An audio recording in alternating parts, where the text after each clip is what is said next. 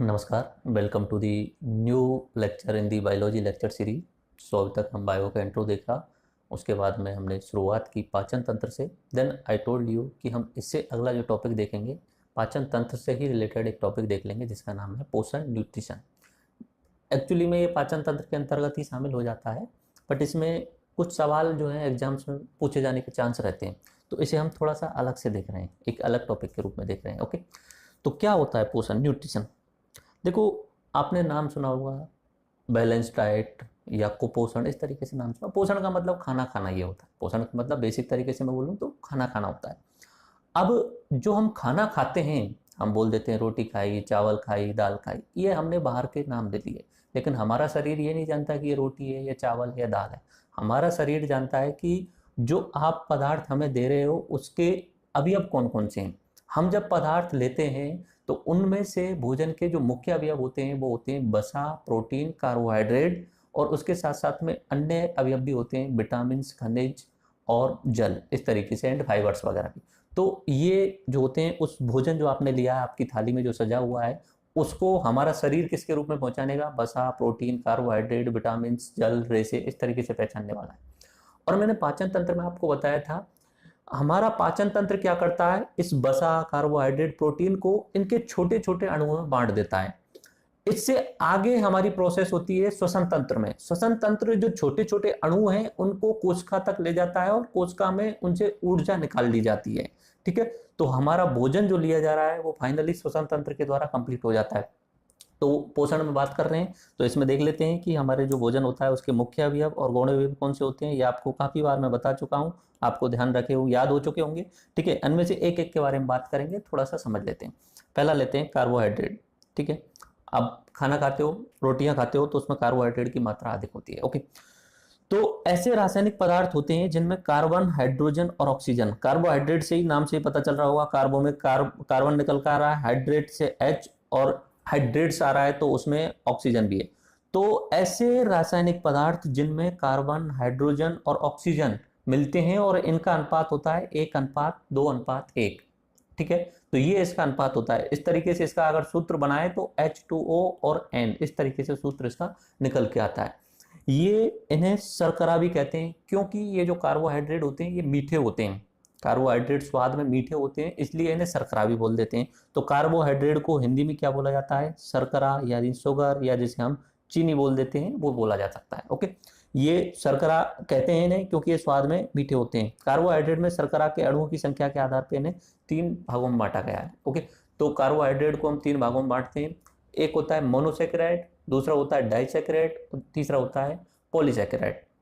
नाम से ही आपको समझ में आ रहा होगा, मोनो यानी सिंगल, डाई यानी दो, पॉली यानी बहु, बहुत सारे। ठीक है, तो जब अकेला सेकेराइड है यानी सबसे बेसिक यूनिट है तो वो मोनोसेकेराइड, जब दो मिल जाते हैं तो डाइसेकेराइड। ठीक है, डाइसेकेराइड का दूसरा नाम होता है ओलिगोसेकेराइड। उसके अलावा तीसरा होता है पॉलीसेकेराइड, जिसमें हजारों की संख्या में सेकेराइड्स मिल जाते हैं तो वो क्या बनता है, या हजारों की संख्या में शर्करा मिल जाती है तो क्या बनता है, वो अपना बनता है पॉलीसेकेराइड। ओके, एक एक करके देखिए, इनके एग्जाम्पल याद रखना इंपॉर्टेंट है। मोनोसेकेराइड, ऐसे कार्बोहाइड्रेट जिनमें शर्करा का एक अणु होता है। ठीक है, सबसे सरलतम कार्बोहाइड्रेट होते हैं, इन्हें तोड़ा नहीं जा सकता क्योंकि मोनो सबसे छोटे लेवल पे हो गए। अब यहाँ पे याद रखने वाली बात यह है कि आपको एग्जाम्पल याद रखने हैं इनके, क्योंकि एग्जाम पे डायरेक्ट पूछा जाता है कि मोनोसेकेराइड्स के कौन कौन से एग्जाम्पल हैं। तो 3 एग्जाम्पल आपको याद रखने हैं, ग्लूकोज, फ्रक्टोज और गैलेक्टोज। कैसे भी याद करो, ग्लूकोज, फ्रक्टोज और गैलेक्टोज, ग्लूकोज, फ्रक्टोज और गैलेक्टोज, ये मोनोसेकेराइड के एग्जाम्पल हो गए। ग्लूकोज को हम अंगूर की शर्करा या ब्लड शुगर भी कहते हैं। ठीक है, फ्रक्टोज को हम फलों की शर्करा या गन्ने की शर्करा भी कहते हैं। ठीक है, तो ये दो तो आपको स्पेशल ध्यान रखनी है, ग्लूकोज को अंगूर की शर्करा कहते हैं या ब्लड शुगर कहते हैं। ठीक है, तो ग्लूकोज मैंने आपको बताया था, अगर तुमको ध्यान हो तो पाचन तंत्र में जब मैं टॉपिक पढ़ा रहा था, इंसुलिन शब्द मैंने बताया था, अग्नाशय ग्रंथि से निकलने वाला इंसुलिन हार्मोन होता है जो ग्लूकोज को ग्लाइकोजन में बदल देता है। अगर इंसुलिन की मात्रा कम हो जाती है तो ग्लूकोज को ग्लाइकोजन में नहीं बदल पा जाता है, और ग्लूकोज जो है वो रक्त में अधिक हो जाता है, जिसके कारण रक्त गाढ़ा हो जाता है और उससे डायबिटीज की बीमारी हो जाती है। वो आगे हम देख लेते हैं। ओके, तो इसलिए ग्लूकोज का जो नाम है एग्जाम में पूछे जाने के चांस क्या रहेंगे, अंगूर की शर्करा किसे कहते हैं तो वो ग्लूकोज को, या ब्लड शुगर किसे बोलते हैं तो ब्लड यही बात में नहीं आ रहा कि ब्लड शुगर किसे बोलते हैं, तो वो ग्लूकोज को, क्योंकि ये ब्लड में पाया जाता है। फ्रक्टोज फलों की शर्करा बोलते हैं या गन्ने की शर्करा बोलते हैं, यह ध्यान रखना है आपको। ओके, और गैलेक्टोज आपको ध्यान रखना है। तो 3 एग्जाम्पल आपको मोनोसेक्राइड में याद रखने हैं, ग्लूकोज, फ्रक्टोज और गैलेक्टोज। ठीक है, इनका बेसिक वो चीजें भी ध्यान रख लेना कि अंगूर की शर्करा किसे बोलते हैं और फलों की शर्करा किसे बोलते हैं। दूसरा डाइसेक्राइड, जब 2 जो शर्करा के अणु मिलकर के बनाते हैं तब बनता है डाइसेक्राइड। इनके 3 एग्जाम्पल इसके भी याद रखने हैं आपको। कौन कौन से? सुक्रोज, माल्टोज और लैक्टोज। सुक्रोज, माल्टोज और लैक्टोज कैसे भी याद करना, क्योंकि एग्जाम में यही पूछे जाते हैं। अगर 2 ग्लूकोज और फ्रक्टोज मिल जाते हैं तब बन जाता है सुक्रोज। एक ग्लूकोज और एक फ्रक्टोज मिल गया तो बन गया सुक्रोज। अगर 2 ग्लूकोज मिल जाए, ग्लूकोज प्लस ग्लूकोज मिल जाते हैं तो बन जाता है माल्टोज। और अगर ग्लूकोज के साथ में गैलेक्टोज मिल जाता है तब बन जाता है लैक्टोज। लैक्टोज को बोला जाता है मिल्क शर्करा, यानी दूध की शर्करा, दुग्ध शर्करा जिसे बोला जाता है, दुग्ध शर्करा। ठीक है, ये किसे बोला जाता है? लैक्टोज को, ध्यान रखना है आपको। सुक्रोज को बोला जाता है टेबल शुगर या गुड़ की शर्करा, ये इनके नाम है। टेबल शुगर किस लिए कौन सी होती है? जो आप खाने में लेते हो ना, दूध में डालते हो या किसी भी चीज में डालते हो, आप जो चीनी मंगाते हो उसे टेबल शुगर बोलते हैं। तो सुक्रोज को हम क्या बोलते हैं? सुक्रोज को बोलते हैं टेबल शुगर। ठीक है, या इसे गुड़ की शर्करा भी बोलते हैं। और माल्टोज को क्या बोलते हैं? इसे हम माल्ट शुगर बोलते हैं, यानी बीजों से प्राप्त होने वाली शर्करा। इसका अन्य नाम होता है आलमंड शुगर भी। बीजों से प्राप्त होने वाली जो भी शर्करा होगी उसे हम क्या बोलेंगे? माल्टोज। आलमंड शुगर भी बोलते हैं इसे, या बादाम की शर्करा भी बोलते हैं। ओके, इसके अलावा 1-2 पॉइंट आपको ध्यान रखने हैं कि कृत्रिम शर्करा भी बनाई जाती हैं। ये जो हम बात कर रहे हैं ना सारी की सारी, ये यहाँ पे जो बातें चल रही हैं आपको, galactose, lactose, glucose, fructose, maltose, sucrose, ये सब जो है वो प्रकृति में हमें प्राप्त होने वाली शर्कराएं हैं। ये हमें प्रकृति बना कर देती है। लेकिन कुछ आज के टाइम पे कुछ एक शर्कराएं ऐसी हैं जो हम लेबोरेटरी में बना लेते हैं। जैसे कृत्रिम शर्कराओं के 2 नाम आप याद रख सकते हैं, सैक्रीन और एस्पेट्रीन। ठीक है, ये आप नाम याद रख सकते हैं। सैक्रीन, ये अगर आप देखेंगे जो आप कोल्ड ड्रिंक पीते हैं, पेप्सी वगैरह या ड्यू वगैरह, तो उनमें ये मिलाई जाती है, सैक्रीन मिलाई जाती है। तो इसमें क्या होता है? इसमें शर्करा होती है, कृत्रिम शर्करा, और ये बहुत अधिक मात्रा में होती है। एक्चुअली में जो प्राकृतिक बनती है, प्रकृति में बनती है, उससे अधिक मात्रा में इसमें जो होते हैं शर्करा के अणु होते हैं, जिसके कारण अगर आप ज्यादा मात्रा में पेप्सी या ड्यू इस तरीके से कोल्ड ड्रिंक्स पी रहे हैं जिनमें कृत्रिम शर्करा अधिक है, तो आपको मधुमेह की बीमारी होने के चांस ज्यादा रहते हैं। ओके, ठीक है, तो ये बात समझ में आई। इसके अलावा आप पॉलीसेकेराइड, तीसरा जिसे मैं बता रहा था कि जिसमें हजारों की संख्या में शर्करा मिल जाते हैं, तो पॉलीसेकेराइड कहलाते हैं। इसके भी 3 एग्जांपल आपको याद रखने, सेलुलोज, ग्लाइकोजन और स्टार्च। 3 नाम याद रखने। सेलुलोज, काफी बार मैंने आपको बताया कि पौधों का जो तना होता है, पौधों का जो शरीर होता है, वो सेलुलोज का बना होता है। ये मृत कोशिकाएं होती हैं एक तरीके से, तो सेलुलोज का बना होता है। तो सेलुलोज जो है वो पॉलीसेकेराइड है, यानी बहुत सारी शर्कराओं से मिलकर के बना हुआ है। उसके अलावा ग्लाइकोजन, मैंने आपको बताया भी था, इंसुलिन जो काम करता है ग्लूकोज को ग्लाइकोजन बदलता है। तो ग्लाइकोजन जो होता है वो पॉलीसेकेराइड होता है। ये जंतुओं का संग्रहित भोजन होता है। हमारे शरीर के अंदर भी इसे संग्रहित किया जाता है, ग्लूकोज को ग्लाइकोजन में बदल करके, और वो हमारे ह्यूमंस के अंदर भी होता है। ओके, उसके अलावा स्टार्च जो होता है पादपों के अंतर्गत संग्रहित भोजन होता है।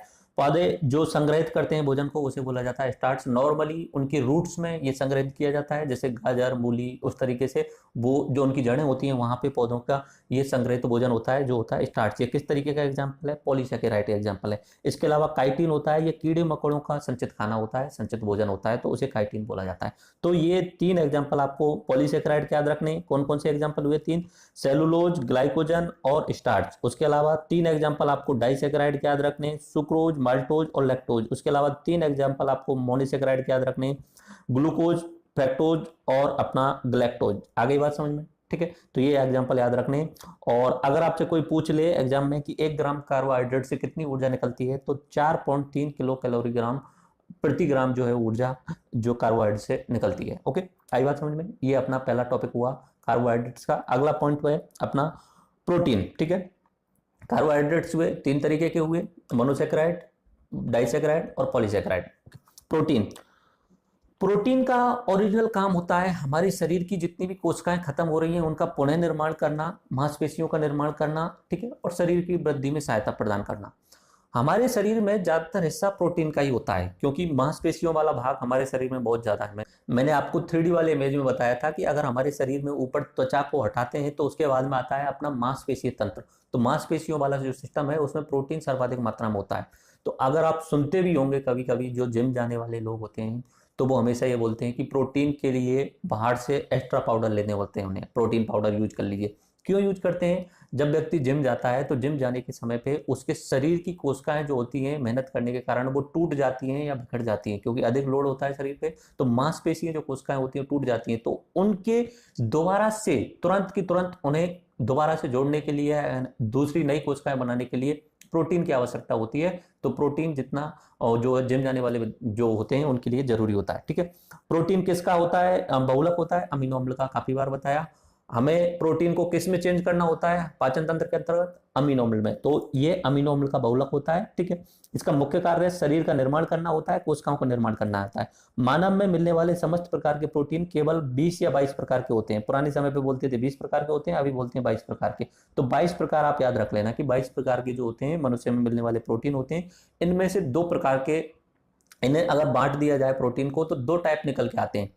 एक होते हैं आवश्यक, एक होते हैं अनावश्यक प्रोटीन। ठीक है, आवश्यक प्रोटीन का मतलब ये हुआ कि इन्हें बाहर से लेने की आवश्यकता होती है हमें। ठीक है, अनावश्यक प्रोटीन का मतलब ये हुआ कि हमें शरीर के बाहर से लेने की आवश्यकता नहीं है, हमारा शरीर खुद से इस प्रकार के प्रोटीन को बना लेगा। ठीक है, तो आवश्यक प्रोटीन 10 होते हैं, 22 अगर हैं तो उनमें से आवश्यक 10 हैं और अनावश्यक जो है वो 12 हैं। अब 12 के नाम मैंने यहाँ लिखे नहीं है, 2-4 के यहाँ पे नाम लिख दिए हैं, क्योंकि 12 का नाम रटाना वो ज्यादा इंपॉर्टेंट नहीं है, रट भी नहीं पाओगे तो फिर आपको इतना परेशान करने की कहाँ जरूरत है। ठीक है, कोलेजिन, थ्रोम्बिन, क्रिएटिन, हेपरिन, ओसिन, ये जो नाम है ये इनमें से अनावश्यक अमीनो अम्ल हैं जिनका निर्माण हमारा शरीर कर लेता है। ठीक है, तो क्या होते हैं अनावश्यक और आवश्यक, एक बार दोबारा देख लीजिए। आवश्यक अमीनो अम्ल ऐसे अमीनो अम्ल जिन्हें बाहर से प्राप्त किया जाता है क्योंकि शरीर में इनका निर्माण नहीं होता है, एग्जाम्पल केराटिन, केसिन और जिलेटिन। अनावश्यक ऐसे जिनका शरीर में निर्माण हो जाता है, इन्हें बाहर से लेने की आवश्यकता नहीं होती, सामान्यतः शरीर को इनकी कमी नहीं होती क्योंकि शरीर खुद इनसे बना लेता है। ओके, प्रोटीन को हम बिल्डिंग ब्लॉक ऑफ लाइफ भी बोलते हैं, बताया मैंने आपको, क्योंकि शरीर का निर्माण करता है। इसके अलावा इसे बाउंडिंग हीलिंग भी बोलते हैं, यानी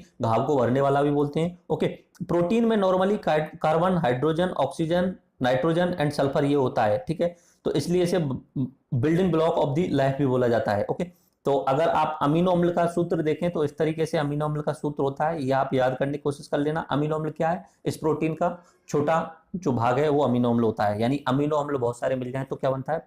प्रोटीन बनता है। ओके, अगर 2 अमीनो अम्ल के बीच में कोई बंध होता है उसके बारे में पूछा जाए तो उस बंध का नाम होता है पेप्टाइड बंध। इसी तरीके से अगर आपसे पूछा जाए कि ये अब जो सैकेराइड था अपना या कार्बोहाइड्रेट था, उसमें 2 शर्कराओं के बीच में, एक शर्करा और 2 शर्करा के बीच में कौन सा बंध होता है, तो वो ग्लाइकोसैडिक बंध होता है। ये आपको याद रखने हैं क्योंकि ये थोड़े से अटपटे शब्द हैं, बट यहाँ पे मैंने लिख दिए हैं ग्लाइकोसैडिक बंध, और इधर की साइड में 2 अमीनो अम्ल के बीच में पेप्टाइड बंध होता है। हमने कार्बोहाइड्रेट देख लिया, प्रोटीन देख लिया, अब बसा। ठीक है, बसा, इसे फैट भी बोलते हैं और लिपिड भी बोलते हैं। बसा जो होता है वो बसीय अम्ल के बहुलक होते हैं। ठीक है, ये इनका मुख्य कार्य होता है संग्रहित भोजन का निर्माण करना। ठीक है, ये हाइड्रोफोबिक प्रकृति के होते हैं, ये जल से दूर भागते हैं, यानी जल में घुलनशील नहीं होते हैं। ओके, बसा मानव शरीर में लिपिड, स्टेरॉयड और कोलेस्ट्रॉल के रूप में मिलती है। ये इन रूपों में शरीर के अंतर्गत हमें मिलती है। 1 ग्राम अगर हम बसा लेते हैं तो उससे हमें 9.3 कैलोरी ऊर्जा निकलती है।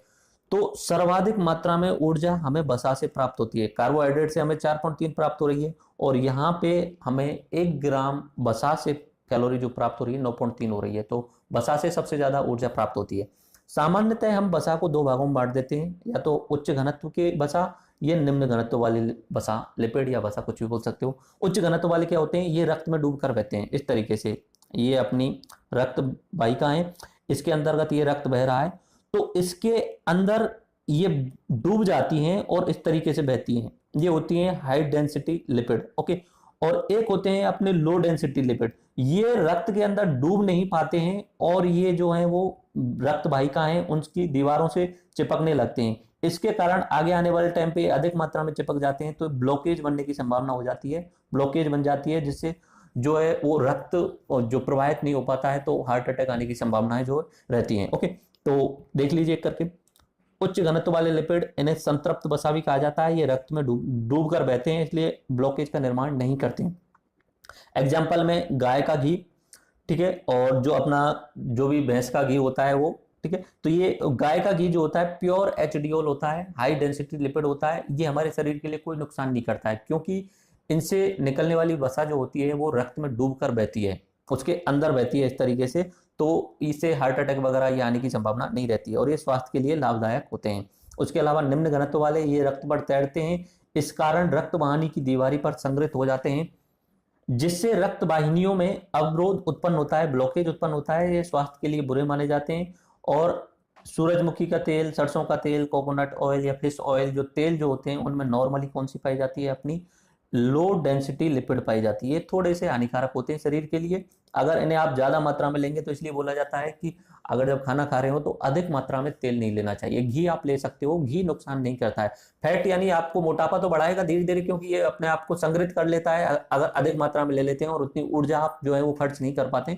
मोटापा होने का कारण क्या होता है, मैंने आपको बताया था शायद लेक्चर में, कि हम ऊर्जा लेते जा रहे हैं, उस ऊर्जा का हम बाहर नहीं निकाल पा रहे हैं या उतनी ऊर्जा को हम ऑब्जर्व नहीं कर पा रहे हैं।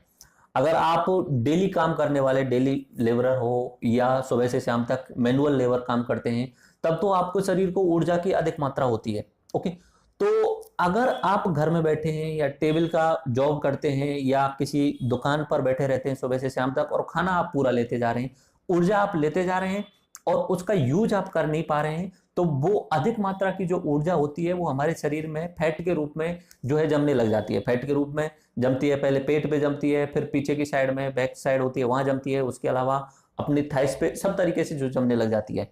ओके, और इसको हटाने का तरीका भी उसका अपोजिट कर सकते हैं आप। अगर आप मोटे हो गए हैं और आपको फिर से दोबारा से सही अपना शरीर करना है, तो उसका एक ही तरीका है कि आप काम ज्यादा करो और ऊर्जा कम खर्च करो।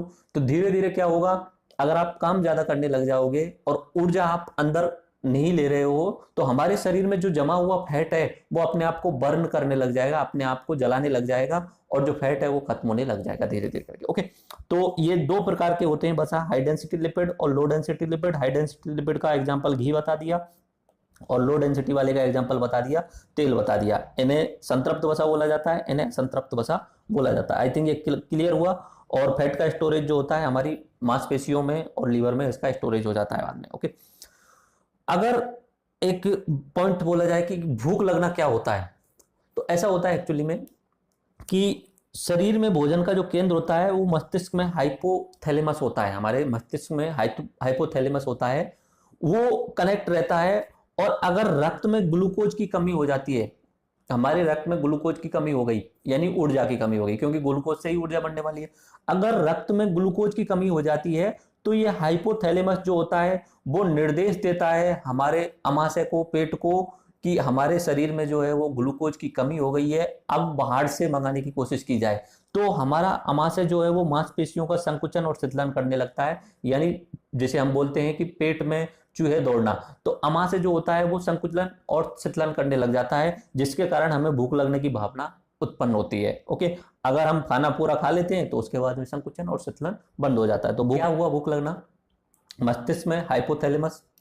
अगर हमारे ब्लड में ग्लूकोज की मात्रा कम हो गई, ग्लूकोज की मात्रा कम हो गई यानी ऊर्जा की मात्रा कम हो गई, तो हमारा हाइपोथैलेमस डायरेक्ट मैसेज पहुंचाएगा पेट को यानी अमाशय को, और अमाशय जो है वो फैलना सिकुड़ना इस तरीके से करना शुरू कर देगा, जिससे हमें भूख लगने का एहसास होगा। ओके, अगर कोई व्यक्ति लंबे समय तक अनशन पर बैठ जाए तो क्या होगा, ठीक है, अगर कोई व्यक्ति लंबे समय तक अनशन पर बैठ जाए तो क्या होगा, खाना नहीं खाता है तो पहले कार्बोहाइड्रेट और वसा जो होते हैं हमारे शरीर में जो जमे हुए होते हैं उनको पचाया जाता है। मैंने बताया कि फैट के रूप में स्टोरेज हो जाता है वसा, वो कार्बोहाइड्रेट भी स्टोरेज हो जाता है। तो अगर हम बाहर से खाना नहीं लेंगे तो जो जमा हुआ वसा है, जमा हुआ कार्बोहाइड्रेट है, पहले उनका पाचन किया जाना शुरू होगा। हमारा शरीर निर्देश देगा कि अंदर बचा हुआ जो वसा और कार्बोहाइड्रेट है उसे उठाओ और अमाशय में लेके उसका पाचन शुरू करो। लेकिन जब कार्बोहाइड्रेट भी और वसा भी ये दोनों ही पूर्ण रूप खत्म हो जाएंगे तो फिर हमारा शरीर जो है वो प्रोटीन का पाचन शुरू कर देगा। और प्रोटीन मतलब हमारी शरीर की बिल्डिंग ब्लॉक्स, यानी सबसे इंपॉर्टेंट भाग होता है प्रोटीन, मांसपेशियां। और अगर प्रोटीन को अगर हमारा शरीर खाने लग गया तो उसके बाद में हम खतरे के निशान से पार जा चुके हैं। अब व्यक्ति के मृत्यु होने की संभावना हो जाती है, क्योंकि प्रोटीन ही हमारे शरीर को जो है वो चलायमान रख रहा है। ओके, तो अगर कोई व्यक्ति लंबे समय तक खाना नहीं खाता है तो शरीर में संग्रहित कार्बोहाइड्रेट और वसा को पचाया जाता है, उसके पश्चात प्रोटीन का पाचन किया जाता है। यदि कोई शरीर प्रोटीन का पाचन प्रारंभ कर दे तो इसे खतरे का संकेत माना जाता है। शरीर द्वारा प्रोटीन के पाचन के बारे में जानकारी देने के लिए मूत्र परीक्षण किया जाता है। यदि मूत्र में कीटो बॉडी की उपस्थिति मिलती है तो यह समझा जाता है प्रोटीन का पाचन प्रारंभ हो गया है। तो जब भी कोई व्यक्ति अनशन पे बैठता है तो 7-8 दिन तक तो क्या होता है, सरकार ध्यान ही नहीं देती है कि भाई कोई दिक्कत नहीं है, चलने दो, अभी तो वसा का और कार्बोहाइड्रेट का पाचन चल रहा होगा। पर 7-8 दिन बाद सरकार जो है वहां पे एक डॉक्टर को भेज के रखती है और उनके मूत्र का परीक्षण करते रहते हैं बार बार। जैसे कि अन्ना जी बैठ गए तो बार बार वहां पे मूत्र का परीक्षण किया जाने लगता है। तो अगर मूत्र में कीटो बॉडीज मिलने लग गई, अगर मूत्र में कीटो बॉडीज मिलने लग गई, इसका मतलब यह हुआ कि हमारे शरीर ने अब कार्बोहाइड्रेट और वसा बचे नहीं है तो प्रोटीन का पाचन शुरू कर दिया, और प्रोटीन का पाचन शुरू कर दिया यानी हमारी मरने की प्रक्रिया शुरू कर दी एक तरीके से। तो इसलिए वो जो डॉक्टर होता है वो सरकार को निर्देश देता है कि अभी हालत जो है वो नाजुक है, कीटो बॉडीज मिलने लग गई हैं, तो अब इनके लिए कैसे भी करके अनशन तोड़वाया जाए और इनके लिए खाना दिया जाए। ठीक है, तो ये अनशन होता है। ओके, उसके अलावा भूख लगना, ये प्रोसेस मैंने आपको बता दी। ठीक है, तो अब 3 चीज हम देख चुके हैं। क्या क्या देख लिया हमने?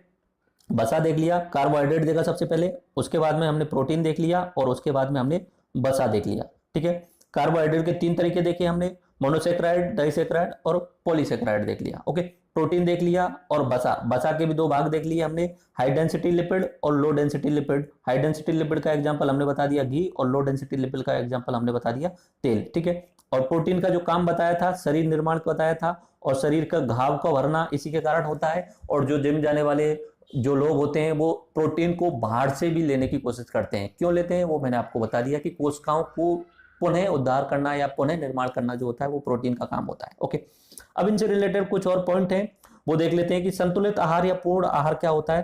देखो, पहले संतुलित आहार को देखते हैं। ऐसा भोजन जिसमें कार्बोहाइड्रेट, प्रोटीन और वसा का इतना अनुपात होता है। एक्चुअली में ये फिक्स अनुपात है नहीं। अगर आप अपना भोजन खा रहे हो, अपनी थाली ले रहे हो, तो उसमें नॉर्मली प्रोटीन, कार्बोहाइड्रेट और वसा, इनका एक कोई फिक्स अनुपात मान लेते हैं, 3:1:1 और 1, इस तरीके का अनुपात आपको लेना होता है। अब ये जो है फिक्स नहीं है, कुछ आगे पीछे भी हो सकता है, बट हमें कार्बोहाइड्रेट अधिक मात्रा में लेना है, प्रोटीन और वसा कम मात्रा में लेने हैं। ओके, कार्बोहाइड्रेट जो होता है इंस्टेंट एनर्जी देता है, तुरंत की तुरंत ऊर्जा देता है, ग्लूकोज जैसे मैंने आपको बताया था। तो कार्बोहाइड्रेट जो होता है वो तुरंत ऊर्जा देता है, इसलिए कार्बोहाइड्रेट को हम ज्यादा मात्रा में लेते हैं, प्रोटीन और वसा को हम थोड़ी सी कम मात्रा में लेते हैं। तो इसे संतुलित आहार बोला जाता है। अगर उन लोगों के लिए बेहतर माना जाता है जो मोटापे की बीमारी से ग्रसित हैं और वो संतुलित आहार ले रहे हैं, तो उनके लिए बेस्ट है। ओके, और मोटा व्यक्ति है, मैंने उसके लिए बता ही दिया कि मोटा व्यक्ति अगर है तो वो कीटो डाइट पे भी रह सकता है। कीटो डाइट यानी प्रोटीन अधिक मात्रा में ले, कार्बोहाइड्रेट और वसा नहीं ले। मोटापा कम करने का एक ये नया तरीका भी आजकल ज्यादा प्रचलन में आता है, कीटो डाइट बोला जाता है जिसे। एक तरीका तो होता है कि आप भोजन की मात्रा कम करते जाओ। ठीक है, एक तरीका मैंने आपको बताया था, जब छोटी आंत को काट दिया जाता है तो मनुष्य का शरीर भोजन की मांग कम करता है। ठीक है, वो मैंने आपको बता दिया था, बैरिएट्रिक सर्जरी जिसे बोला जाता है। दूसरा तरीका यह है कि अगर आप मोटापे में हैं तो आप जो है वो भोजन की मात्रा कम करते जाओ। ठीक है, कम मात्रा में खाओ, लेकिन अगर ज्यादा ही कम कर दोगे तो फिर कुपोषण हो जाएगा, वो भी अच्छा नहीं है। आपको लेना तो है, शरीर को भोजन की जरूरत है, ऊर्जा की जरूरत है, तो प्रोटीन से भी ऊर्जा मिलती है, कार्बोहाइड्रेट से भी मिलती है और वसा से भी मिलती है। तो ऐसा कर सकते हैं आप कि कार्बोहाइड्रेट और वसा को लेने के बजाय सिर्फ और सिर्फ प्रोटीन ले लें, और प्रोटीन अधिक मात्रा में लेंगे तो हमारा शरीर जो है कार्बोहाइड्रेट और वसा जो पहले से जमा हुआ है, पेट पर जमा हुआ है या पीछे वाले हिस्से पे जमा हुआ है या कहीं भी जमा हुआ है, पूरे शरीर में अलग अलग मांसपेशियों पे जमा हुआ होता है, उसको शरीर के अंदर से वसा और कार्बोहाइड्रेट के रूप में ले लेता है, और प्रोटीन आप जो है वो बाहर से ले लेते हैं। तो इसे कीटो डाइट बोला जाता है। ओके, ठीक है, तो अगर कोई व्यक्ति मोटा है तो संतुलित डाइट खाएगा तो उसके जो मोटापा कम होने के चांस रहेंगे। पूर्ण आहार उनके लिए दिया जाता है जो एक तरीके से कुपोषित हो जाते हैं या नॉर्मल व्यक्ति है। हम और आप जो हैं वो पूर्ण आहार ले सकते हैं। पूर्ण आहार में मतलब क्या होता है कि सभी तत्व विद्यमान होने चाहिए, सबके सब मिलने चाहिए, प्रोटीन मिलनी चाहिए, कार्बोहाइड्रेट मिलना चाहिए, वसा, खनिज, विटामिन, ये सब मिलने चाहिए। ठीक है, ये पूर्ण आहार होता है। इन दोनों में कोई खास अंतर नहीं है, इसमें फिक्स रेशियो को बता दिया गया है मोटापे वाले लोगों के लिए, और यहाँ पे हम जैसे लोग नॉर्मल लोग हैं उनके लिए पूर्ण आहार जरूरी होता है। ठीक है, दूध एक ऐसा पदार्थ है, दूध एक ऐसा भोज्य पदार्थ है जिसमें सब कुछ मिलता है। इसमें कार्बोहाइड्रेट भी मिलता है, वसा भी मिलता है, प्रोटीन भी मिलता है, खनिज भी मिलते हैं, ज्यादातर खनिज मिलते हैं, पानी तो होता ही है उसके अंदर। तो दूध सबसे बेस्ट जो होता है आहार होता है। इसलिए हमारे गांव में जो होता है नॉर्मली कुछ भी आप खाना खा लो, खाना खाने के बाद में नॉर्मली सुबह और शाम लोग जो है दूध पीते हैं, और उसके बाद में कोई बीमारी उन्हें नहीं होती है, क्योंकि सारा का सारा भोजन अगर मिल चुका है तो कोई प्रॉब्लम नहीं आने वाली है शरीर को। उसके अलावा सोयाबीन, सोयाबीन भी पूर्ण आहार माना जाता है। इसमें कार्बोहाइड्रेट, वसा और प्रोटीन तीनों मात्रा में पाई जाती है। उसके अलावा खिचड़ी, खिचड़ी का मतलब क्या होता है, चावल डाल लो, घी डाल लो और दाल डाल लो, ये तीनों चीजों को मिला लोगे। चावल क्या पूर्ति कर देगा, चावल कार्बोहाइड्रेट की पूर्ति कर देगा। दाल क्या पूर्ति कर देगा, दाल प्रोटीन की पूर्ति कर देगा। और घी किसकी पूर्ति कर देगा, वसा की पूर्ति कर देगा। तो तीनों चीजें एक साथ में हो जाएंगी तो आपका जो है वो पूर्ण भोजन हो जाएगा। तो खिचड़ी बहुत अच्छा एग्जाम्पल होता है पूर्ण भोजन के रूप में। खिचड़ी आप खाओ, दूध आप पियो, उसके अलावा सोयाबीन आप यूज कीजिए, उसमें सारी चीजें जो है वो इंग्रेडिएंट्स सब मिल जाते हैं। ओके, एक शब्द आता है कैलोरीफिक मान। कैलोरीफिक मान का मतलब होता है कि कोई भी आप जो भोजन ले रहे हैं उसके जो अलग अलग पार्ट हैं, प्रोटीन, कार्बोहाइड्रेट और वसा, इनके 1 ग्राम से कितनी ऊर्जा आपको मिलती है, इसे बोला जाता है कैलोरीफिक मान। ये लैब में टेस्ट करके निकाला जाता है। ओके, तो वसा से हमें मिलती है 9.1 किलो कैलोरी पर ग्राम, प्रोटीन से हमें मिलती है 5.2 कैलोरी पर ग्राम, किलो कैलोरी, और कार्बोहाइड्रेट से हमें मिलती है 4.3 या 4.5 किलो कैलोरी पर ग्राम। ओके, तो इस तरीके से हमें ये 1 ग्राम वसा, प्रोटीन और कार्बोहाइड्रेट से ऊर्जा मिलती है। इसमें सबसे ज्यादा हमें ऊर्जा किससे मिल रही है, वसा से मिल रही है। ओके, ये आपको समझ में आया कैलोरीफिक मान। ओके, आगे हम चलते हैं कि भोजन की अधिकता से और इनकी कमी से कौन कौन सी बीमारियां होती हैं। एक तो बता दिया मोटापा, समझ में आ गया होगा क्यों। इसका मुख्य कारण भोजन की मात्रा अधिक ले लेते हैं। तो एक नॉर्मली हमारे मनुष्य के लिए, पुरुष के लिए 28 कैलोरी प्रतिदिन काफी होते हैं और महिला के लिए 2200 कैलोरी प्रतिदिन काफी होते हैं। और अगर हम कोई काम नहीं कर रहे हैं तो उससे कम कैलोरी पे भी काम चल जाएगा। ओके, हम घर में बैठे हुए हैं, आइडल हैं, शरीर शांत बैठा हुआ है, हमारी ऊर्जा खर्च नहीं हो रही है, तो इससे कम पे भी काम चल जाएगा। लेकिन लोग क्या करते हैं कि घर में भी बैठे हुए हैं और बहुत सारा खाना भी खा लेते हैं, तो उसके कारण क्या होता है कि कैलोरी जो होती है शरीर के अंदर, ऊर्जा जो होती है वो अधिक चली जाती है और फिर वो स्टोर होने लग जाती है। ओके, भोजन की अधिक मात्रा होने के कारण शरीर में इनका संग्रहण होता है, मुख्य रूप से वसा का इसमें सबसे ज्यादा संग्रहण होता है। और मोटापे के कारण हार्ट अटैक आने की संभावना, उच्च रक्तदाब, हाई ब्लड प्रेशर, ऐसी बीमारियां शरीर में प्रवेश कर जाती हैं। ओके, उसके बाद में ये तो हुई अगर खाना अधिक खा रहे हैं तो मोटापे की बीमारी, और ये सबसे ज्यादा यूरोपियन देशों में सबसे ज्यादा मिलती है। आजकल इंडिया में भी ऐसा होने लग गया है। यूरोपियन देशों में या अमेरिका में क्यों होता है, वहां लोग जो होते हैं वो आइडियल कंडीशन में बैठे रहते हैं और खाना अधिक खाते हैं। तो अमेरिका में तो 60 से 70% जो है वो ओबेसिटी की बीमारी से ग्रसित रहते हैं, मोटापे से ग्रसित रहते हैं। ओके, अगर खाने की कमी होती है तो उसके कारण 2 रोग हैं, एक तो है मरासमस और एक है क्वाशियोरकर। देखो, मरासमस ये है 1 वर्ष से कम वर्ष के बच्चों में प्रोटीन की कमी से होने वाली बीमारी है। वास्तव में माता के दूध में प्रोटीन की कमी होती है, जिसके कारण बच्चों का शारीरिक और मानसिक विकास रुक जाता है। सामान्यतः इस बीमारी का कोई पूर्ण इलाज नहीं हो पाता है, क्योंकि माताजी के अगर दूध में प्रोटीन कम है, इसका मतलब माताजी को ही प्रोटीन सही नहीं मिल पा रहा है। तो इससे एक तरीके से उस देश में कुपोषण की स्थिति का पता चल रहा है। ओके, तो इसका डायरेक्ट तो कोई इलाज नहीं है, क्योंकि बच्चे को डायरेक्टली आप प्रोटीन खिला नहीं सकते हो। 1 साल तक की उम्र तक खाना दिया ही नहीं जाता है नॉर्मली। तो एक ही वो तरीका है कि माता का जो दूध है उसमें प्रोटीन होना चाहिए। ओके ओके, इस बीमारी की उपस्थिति से किसी देश की महिलाओं की खराब स्थिति का पता चलता है। क्वाशियोरकर, ये पहली वाली जो बीमारी है मरासमस, ये 1 वर्ष से कम साल के बच्चों के लिए, और क्वाशियोरकर ये 1 साल से अधिक हो गए हैं उनके लिए। तो इसमें क्या होता है, प्रोटीन की कमी हो जाती है और उसके कारण बहुत सारी बीमारियां हो जाती हैं। इसका इलाज हो सकता है क्योंकि बच्चा अब बड़ा हो चुका है और प्रोटीन पाउडर दिया जा सकता है उससे, ठीक है। और अगर प्रोटीन की कमी है तो शरीर का विकास रुक जाता है, क्योंकि प्रोटीन ही जो होता है वो शरीर के विकास में सबसे ज्यादा सहायक होता है, ठीक है। प्रोटीन के आजकल आप बच्चों के लिए बहुत सारे एग्जाम्पल देखते होंगे, हॉर्लिक्स और ये इस तरीके से आजकल प्रचार आते हैं, तो उनमें प्रोटीन का ही प्रचार सबसे ज्यादा मिलता है कि प्रोटीन पूर्ण मात्रा में आपको मिल जाएगी। उसमें प्रचार में यही दिखाया जाता है ताकि शरीर का विकास जो रुके नहीं। ओके, तो प्रोटीन शारीरिक विकास की वृद्धि के लिए सबसे इंपॉर्टेंट होता है। ओके, तो अब तक हम वसा, कार्बोहाइड्रेट एंड प्रोटीन देख चुके हैं। उसके बाद में जो मुख्य अवयव नहीं होते हैं, गौण अवयव होते हैं, उनको देखते हैं। विटामिन, पानी और खनिज। विटामिन से शुरुआत करते हैं। देखो, विटामिन के रिगार्डिंग एग्जाम में कुछ बातें आपको ध्यान रखनी होती हैं। एक तो इनका रासायनिक नाम पूछा जाता है, इनके स्रोत पूछे जाते हैं कि कौन कौन से भोजन में ये मिल सकता है, और इनकी कमी से होने वाले रोग पूछे जाते हैं। अब पहले आप पूछेंगे सर ये विटामिन होती क्या है। विटामिन जो होती हैं वो हमारे शरीर में ऊर्जा नहीं देती हैं, ऊर्जा डायरेक्टली नहीं देती हैं, तो क्या करती हैं, ये हमारे शरीर में जितनी भी क्रियाएं हो रही हैं उनकी गतिशीलता को प्रभावित करती हैं। अगर विटामिन की कमी हो जाती है तो हमारे शरीर में पाचन जो हो रहा है उसमें या तो कमी आ सकती है, ठीक है। और अलग अलग विटामिन की कमी से अलग अलग रोग होते हैं। तो एग्जाम में हमसे 3 चीजों पे ज्यादा फोकस किया जाएगा। एक तो विटामिन जो होती हैं A B C D E K, इस तरीके की विटामिन होती हैं। ये 2 प्रकार से बांटी जाती हैं, या तो ये वसा में घुलनशील हो सकती हैं, ठीक है, अभी बताया घी या तेल में घुलनशील हो सकती हैं, या जल में घुलनशील हो सकती हैं। वसा में घुलनशील जो होती हैं उन्हें बोला जाता है vitamin A, vitamin D, vitamin E और विटामिन के। और जल में घुलनशील जो होती है विटामिन बी और विटामिन सी होती है। ओके, तो ये हम देख लेते हैं। विटामिन ये ऐसे रासायनिक पदार्थ होते हैं जो अप्रत्यक्ष रूप से, ये डायरेक्टली हमें ऊर्जा नहीं दे रहे हैं, ध्यान रखना, अप्रत्यक्ष रूप से शरीर में मिलने वाली विभिन्न क्रिया एवं अंगों की क्रियाशीलता को प्रभावित करते हैं। इनसे ऊर्जा नहीं मिलती है। घुलनशीलता के आधार पर इन्हें 2 भागों में बांटा जाता है। एक होती है वसा में घुलनशील, एक होती है जल में घुलनशील। वसा में घुलनशील है vitamin A, vitamin D, vitamin E और विटामिन के। और जल में है विटामिन सी और विटामिन बी।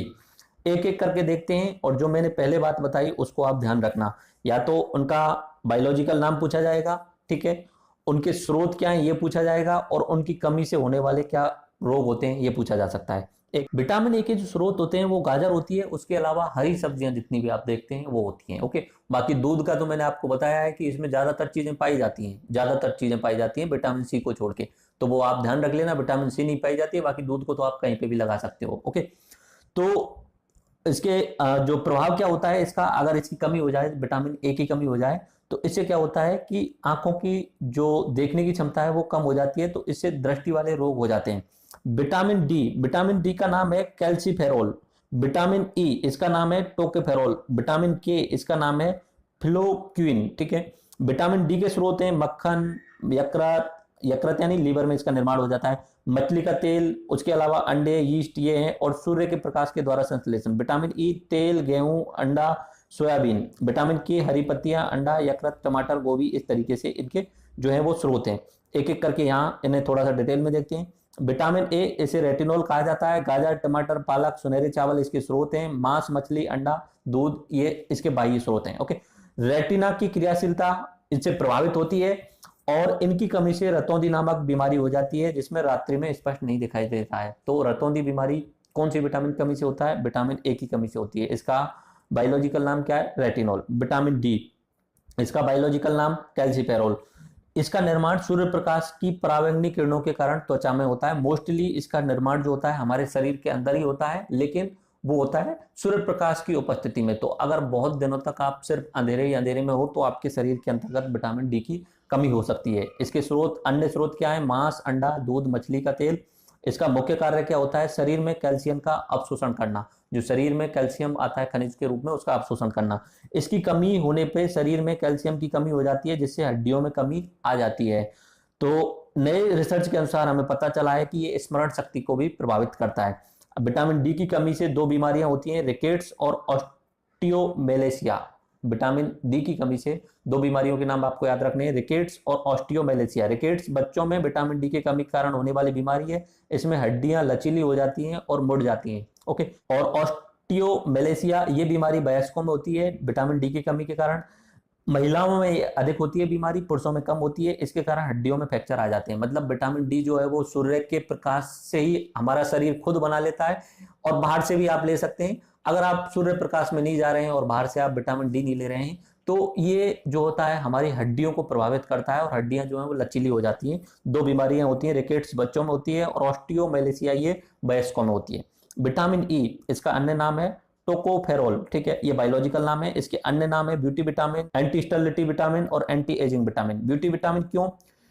कि विटामिन ई जो होती है हमारे चेहरे पर पिंपल्स और झुर्रियों को नहीं आने देती है, इसलिए इसे ब्यूटी विटामिन कहा जाता है।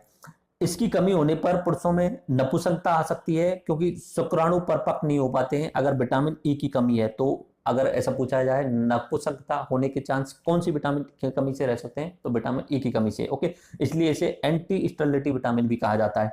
यह शरीर में मुक्त मूलकों को खत्म करता है, जिससे वृद्धावस्था देरी से आती है। अगर जो शरीर के अंदर मुक्त मूलक होते हैं उनको खत्म करने का काम कौन कर रहा है? Vitamin E. तो मुक्त मूलक अगर खत्म हो जाते हैं तो हमारे शरीर में जो है वृद्धावस्था लेट आती है, यानी शरीर जो है वो जवान दिखता है हमेशा, और इसलिए इसे बोला जाता है एंटी एजिंग विटामिन, यानी उम्र को नहीं बढ़ने दे रहा है। तो विटामिन ई सबसे इंपॉर्टेंट होता है। और बाकी आप देखते होंगे जो भी क्रीम वगैरह आपने नाम सुने होंगे, जो फेयरनेस क्रीम होती है वो बोलती हैं कि विटामिन ई के साथ में, आजकल आप देखते होंगे फेयर एंड लवली वगैरह या फेयर हैंडसम आते हैं, उनमें प्रचार भी ऐसे बोल देते हैं विटामिन ई। विटामिन ई को चेहरे के ऊपर लगाने से अच्छा है उसे शरीर के अंदर खाना, चेहरे पे लगाने से ये सब नहीं होने वाला है, ठीक है। तो विटामिन ई का प्रचार करके जो है वो बेचा जाता है ब्यूटी क्रीम्स को। तो ये आपको ध्यान रखना है। इसके अन्य नाम याद रखने हैं, beauty vitamin, anti sterility vitamin, anti ageing vitamin. इसका आपको बायोलॉजिकल नाम याद रखना है, टेकोफेरल विटामिन। ओके, तो ये चेहरे पे पिंपल्स और झुर्रियों को नहीं आने देता है। अगर इसकी कमी हो जाती है तो नपुंसकता होने के चांस होते हैं, और अगर ये अधिक मात्रा में रहता है तो मुक्त मूलक जो है वो खत्म हो जाते हैं, और जिससे जो वृद्धावस्था आने में देरी होती है। इसके मुख्य स्रोत जो होते हैं ताजे फल, आप ताजे फल खाते रहेंगे, या ब्लैक टी या ग्रीन टी इसके मुख्य स्रोत हैं। इसके अलावा दूध, मांस, अंडा और मछली ये भी इसके स्रोत हैं। विटामिन के, इसको फिल्लोक्विनोन बोला जाता है बायोलॉजिकल नेम के रूप में, या फिल्लोक्विनोन बोल सकते हो। सामान्यतः शरीर में इसकी कमी नहीं होती है क्योंकि शरीर इसका निर्माण कर लेता है। इसका मुख्य कारण होता है रक्त का थक्का बनना। तो रक्त का थक्का किस विटामिन के कारण बनता है? तो वो विटामिन के, ठीक है। तो अगर आपका रक्त का थक्का नहीं बन रहा है तो आपके शरीर में कौन सी विटामिन की कमी हो सकती है? विटामिन के की कमी हो सकती है। और इसके स्रोत हैं मांस, अंडा, मछली, ये सारे के सारे स्रोत हैं, ठीक है। तो ये यहाँ पे आप देख सकते हैं सारी चीजें, वही मैंने यहाँ पे पूरा का पूरा एक तरीके से यहाँ चार्ट में लिखी हुई है। तो ये जो है हमारी वसा में घुलनशील विटामिन हो गई, जो फैट के अंदर विलय हो जाती हैं। इसके बाद में हम बात करते हैं जल में घुलनशील विटामिन। दो विटामिन है जल में घुलने वाली, विटामिन बी और विटामिन सी, बी सी, ठीक है। विराट कोहली इस तरीके से नाम याद रख सकते हो, और बाकी गालियां भी होती हैं इस तरीके से। तो जल में घुलनशील विटामिन जो है वो बी और सी, एक एक करके देखते हैं। सी तो नॉर्मल एक ही विटामिन है, लेकिन बी विटामिन जो होते हैं उसके अलग अलग प्रकार होते हैं, बहुत सारे प्रकार होते हैं विटामिन बी के। Vitamin B1, vitamin B2, vitamin B3, B5, B6, B7, B9 और B12, ठीक है। इनके बायोलॉजिकल नाम भी आपको याद करने पड़ सकते हैं। विटामिन B1 का बायोलॉजिकल नाम है थायमीन। ये इसके स्रोत हैं, याद करने की कोशिश करना। इससे क्या होता है? कार्बोहाइड्रेट एवं वसा के उपापचयी क्रियाओं में यह सह एंजाइम का घटक होता है, और B1 की कमी से बेरी बेरी रोग होने की संभावना होती है। ओके, विटामिन B2, इसका नाम है राइबोफ्लेविन, ठीक है। ये इसके स्रोत हैं। इसकी कमी से, B2 की कमी से किलोसिस नाम की बीमारी हो सकती है। विटामिन B3, इसका नाम है निकोटिनिक अम्ल, ठीक है। इसके ये स्रोत हैं, ठीक है। इसकी कमी से पेलग्रा रोग हो सकता है। विटामिन B5, इसका नाम है पेंटोथेनिक अम्ल, ये इनके स्रोत हैं। मोस्टली आप इस स्रोतों को आप ज्यादा याद करने से कोई फायदा नहीं है। नॉर्मली आप जो है वो विटामिन B1, विटामिन ए का स्रोत याद रख सकते हैं कि गाजर और हरी सब्जी होती है, और दूध को आप कहीं भी लगा दो, हरी सब्जियों को आप कहीं भी लगा दो, मांस, मछली, इन सबको कहीं पे भी लगा सकते हो आप। ओके, उसके अलावा इससे क्या होता है? चर्म रोग हो सकता है, ठीक है। बाल सफेद हो सकते हैं और जनन क्षमता में कमी आ सकती है। तो विटामिन B5 है वो। B6, इसका नाम है पायरिडॉक्सिन, ये इसके स्रोत हैं दूध, यीस्ट, अनाज, मांस। अमीनो अम्ल के उपापचय में ये सहएंजाइम का कार्य करता है। रक्त क्षीणता, चर्म रोग और पेशीय ऐंठन, ये इसकी कमी से होते हैं। B7 बायोटिन, इसका बायोलॉजिकल नाम है। इसकी कमी से चर्म रोग, बालों का झड़ना, ये जो है अलग अलग रोग हो सकते हैं। B9, इसका नाम है फोलिक अम्ल, और इसकी कमी से रक्त क्षीणता हो सकती है और रक्त की कमी हो सकती है। B12, इसका नाम है साइनोकोबालिम्स, ये नाम है इसका, साइनोकोबालिम्स, ये स्पेशल नाम से आप कैसे भी याद कर लेना। ओके, तो यही वो सारी चीजें। और विटामिन सी, इसका नाम है एस्कॉर्बिक अम्ल, और इसकी कमी से स्कर्वी रोग होता है जिसमें दांतों से खून निकलने लगता है। तो विटामिन बी और सी में आपको तो ज्यादा स्पेशल याद नहीं रखना है। एक तो विटामिन B1 याद रखना है, B1 की कमी से आपका बेरी बेरी रोग हो रहा है, ठीक है। तो ये विटामिन बी से बेरी बेरी रोग हो रहा है। और विटामिन सी का एक तो नाम याद रखना है आपको, एस्बर्गिक अम्ल है, और इसकी कमी से स्कर्वी रोग हो रहा है। ओके, बाकी चीजें याद भी नहीं रख पाओ तो कोई दिक्कत नहीं है, बस विटामिन बी के होने वाले रोग का एक का नाम याद रख लेना, बेरी बेरी कमी, बेरी बेरी जिसे बोला जाता है। ओके, ये बीमारी हो जाती है इसके कारण।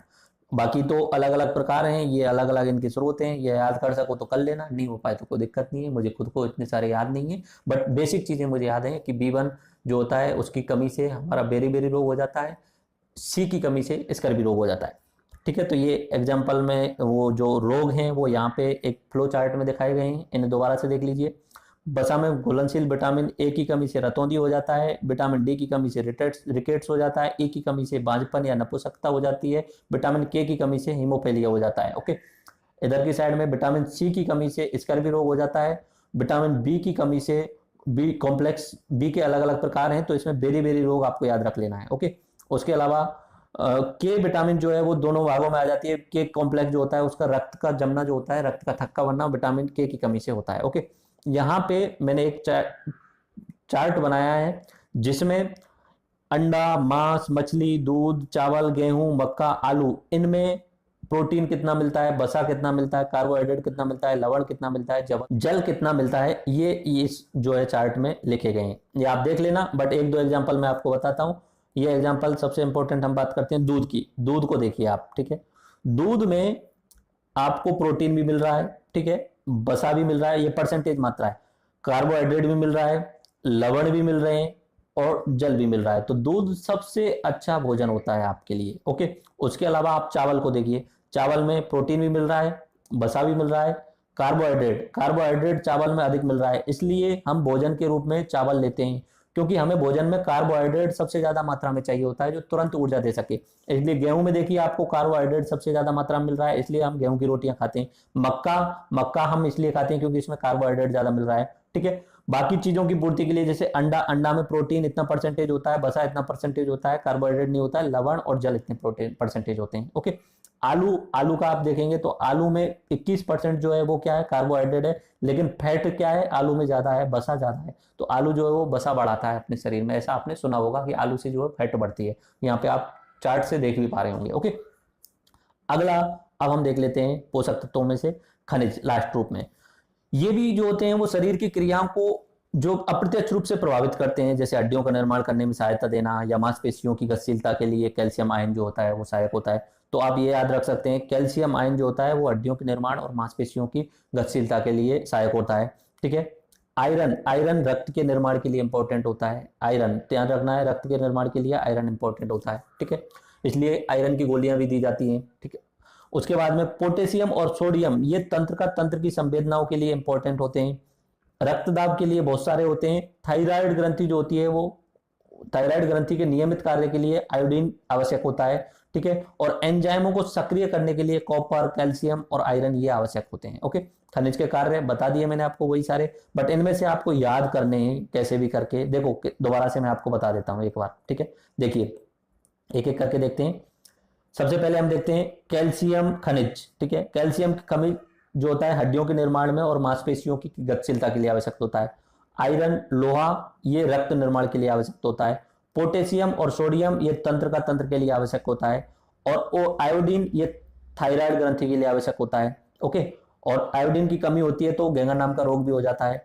और उसके अलावा एंजाइमों को सक्रिय करने के लिए कॉपर, कैल्शियम और ये आयरन आवश्यक होता है। आई थिंक ये आपको सारे क्लियर हुए। एक और मैंने आपको बताया था कि हमारे भोजन में रेशे भी आवश्यक होते हैं, फाइबर भी आवश्यक होते हैं, ठीक है। फाइबर जो होते हैं वो एक तरीके से पाचन क्रिया की गतिशीलता को तेज कर देते हैं। तो अगर हम भोजन में सही ढंग से फाइबर नहीं ले पा रहे हैं तो हमारा पाचन जो धीमा हो जाता है। इसलिए जब आपका पाचन जो कमजोर होता है तब डॉक्टर जो आपसे रेशे युक्त भोजन लेने के लिए बोलता है, यानी जिसमें एग्जाम्पल बोले जाते हैं, एप्पल्स के एग्जाम्पल बोले जाते हैं, ठीक है। आप सेब ले सकते हैं, उसमें फाइबर मिलता है। रेशे युक्त भोजन में ग्लूकोज की मात्रा कम होती है जिससे आंतों में ट्यूमर बढ़ने की संभावनाएं कम होती है। उसके बाद में हमारे शरीर के लिए आवश्यक इंपॉर्टेंट जो इंग्रेडिएंट्स है वो है जल। जल जीवन की उत्पत्ति एवं विकास के लिए अत्यंत आवश्यक है। हमारे शरीर का कुल भाग का 65% जल होता है जो सभी ऊतकों और कोशिकाओं में अलग अलग मात्रा में पाया जाता है। जल के कार्य भोजन में उपस्थित पोषकों को अवशोषित करने में सहायता प्रदान करता है। लार, पाचक रस, रक्त, मलमूत्र आदि को तरलता प्रदान करने के साथ साथ शरीर में तापमान नियंत्रण में इसमें महत्वपूर्ण भूमिका निभाता है।